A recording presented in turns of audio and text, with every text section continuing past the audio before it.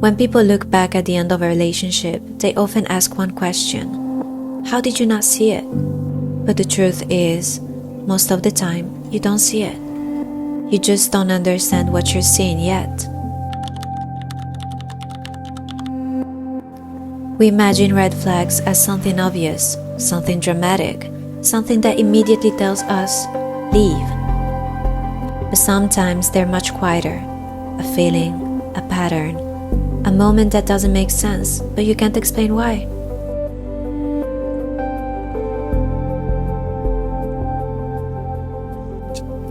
For me, the first moments that felt strange were not huge. They were small things that slowly created a feeling that I couldn't shake. When I tried to talk about things that made me feel uncomfortable, instead of feeling like we were solving something together, I sometimes ended up questioning myself. And this is where things became complicated. Because when you love someone, you don't immediately assume the worst about them. You look for another explanation. Maybe I'm overthinking. Maybe my past is affecting this. Maybe I'm just scared because of what I've been through before. And slowly, instead of questioning what is happening, you start questioning yourself. Looking back, one of the things that confused me the most was the contradiction. The things I was being told didn't always match the things I was feeling.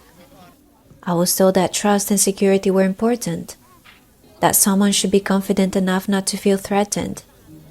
And I believed that, because I wanted to be that person, the person who trusted. But later, I realized something. Trust cannot exist without honesty.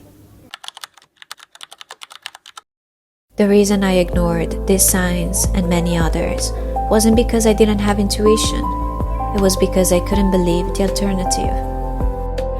I couldn't believe that someone who knew my past, someone who knew how much dishonesty had hurt me before, could be someone who hurt me in the same way.